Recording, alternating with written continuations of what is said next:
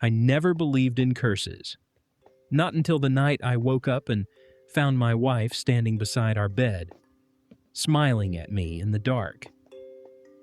I asked her what she was doing. She didn't answer.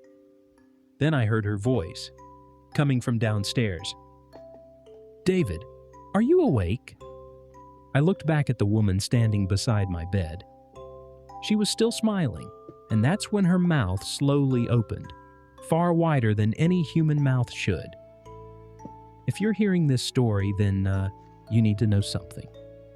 Never marry someone whose past is buried in silence. Because 3 years ago, I married a woman named Emily, and something came home with her. My name is David Carter. I met Emily during a thunderstorm in a small bookstore. Books fell from her hands when she accidentally bumped into me.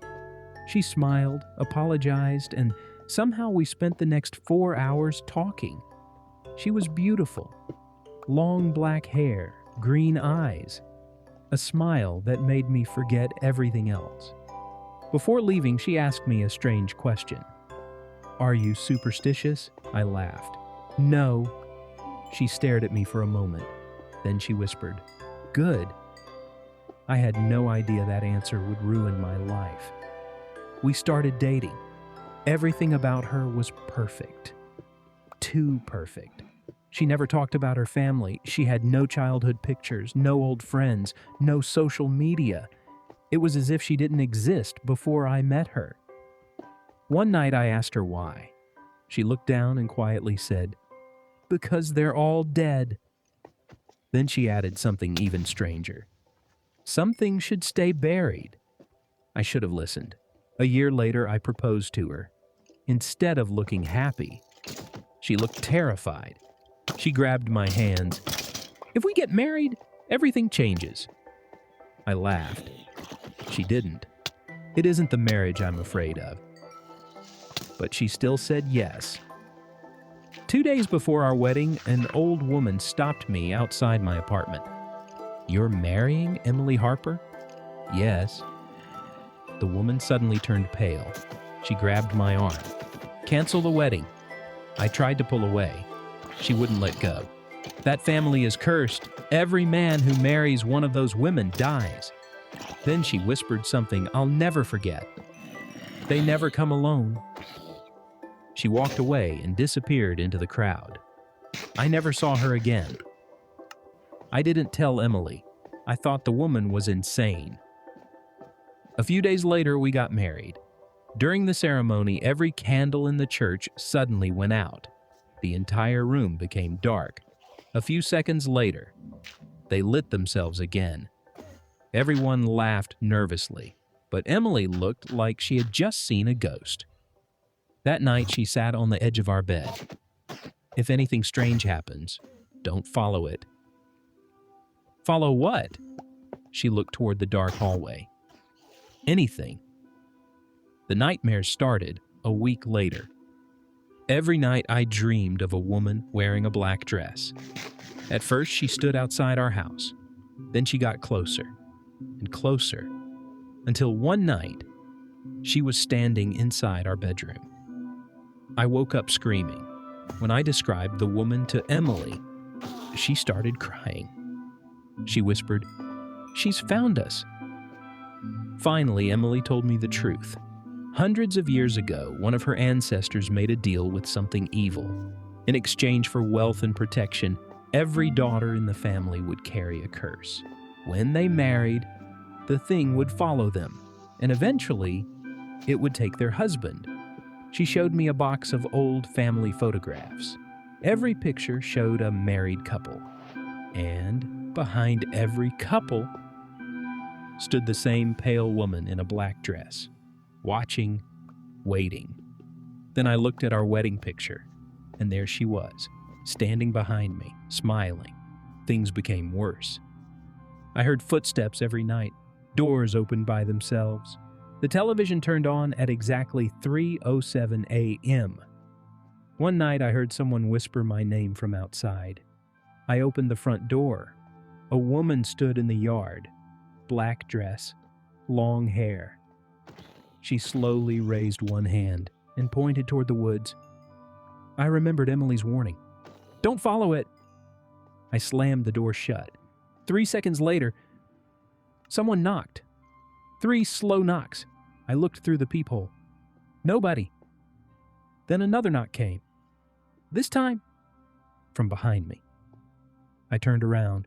The woman was standing inside my house. Emily ran downstairs. The woman disappeared. Emily immediately started packing.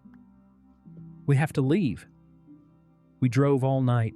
By morning, we reached another town. I looked in the rearview mirror. The woman was sitting in the back seat, smiling. Then she vanished. I stopped sleeping. I constantly felt someone watching me. Then came the night that changed everything. I woke up and saw Emily standing beside the bed, smiling. I asked her what she was doing. She didn't answer. Then I heard Emily's voice from downstairs. "David, are you awake?" I slowly looked back. The thing beside my bed was still smiling. Its mouth slowly opened. Wider, wider, wider, until its jaw split almost to its chest. I ran downstairs. Emily was there. She looked upstairs and screamed. Something started running down the stairs, on all fours. We ran outside. The front door slammed shut behind us. Then we heard scratching. Something wanted to come out. Emily finally confessed the last part of the curse. The spirit didn't kill husbands. It replaced them. It slowly copied their appearance, their voice, their memories, until nobody could tell the difference. Then it took their place forever. And it had already started becoming me. The next morning, we returned to her childhood home deep in the woods. Inside, we found an old diary. The final page read, "It only wants one thing, a husband. If it cannot take him, it takes the wife instead." Suddenly, the front door slammed. Footsteps echoed upstairs. Then I heard my own voice. "David, come upstairs." At the end of the hallway, I saw myself. Same face, same clothes, same eyes. Except it was smiling. I wasn't. It whispered, "She belongs to me now." Then it charged at me. I don't remember what happened next. I woke up outside. The house had burned down. Emily was gone. No body, no trace, nothing. That was 2 years ago. I changed my name. I moved far away. I tried to forget. Then yesterday, someone knocked on my door, 3 slow knocks. I opened it. Nobody was there, only a photograph lying on the ground. A photograph I had never seen before. It showed Emily and me standing together, and behind us, there was no woman, no shadow, no curse. Because this time, the thing wasn't behind me. It was standing beside me, holding my hand, and smiling with my face. I dropped the photograph. On the back, someone had written, "You can't run forever." A cold chill went through my body. I slowly closed the door and locked it. Then I heard it. Knock, knock, knock. 3 slow knocks, coming from upstairs. I live alone. I grabbed a flashlight and walked toward my bedroom. The door was open. Inside, everything looked normal, except for one thing. There was another photograph on my bed. I picked it up. It showed me sleeping last night, and standing beside my bed was Emily. I dropped the picture. Then I heard her voice, very softly. "David." I froze. "David, I'm sorry." Tears filled my eyes. "Emily?" Silence. Then another voice answered, a deeper voice, a horrible voice. She never left. The closet door slowly creaked open, and something stepped out. At first, it looked exactly like Emily. Then its smile grew wider and wider. Its face began to change. Its skin stretched. Its eyes became completely black. Then it spoke. "She belongs to me." I tried to run, but it pointed behind me. I turned around and saw Emily. The real Emily. She looked pale and exhausted. "David," she whispered, "don't listen to it." The creature screamed. Its voice shook the entire room. Emily looked at me with tears in her eyes. It took me the night of the fire, but I never stopped looking for you. I couldn't believe what I was seeing. Emily, are you... She nodded slowly. Not alive. Not anymore. The creature stepped closer. If he comes with me, you'll disappear. Forever. Emily smiled sadly. Maybe. But he deserves to be free.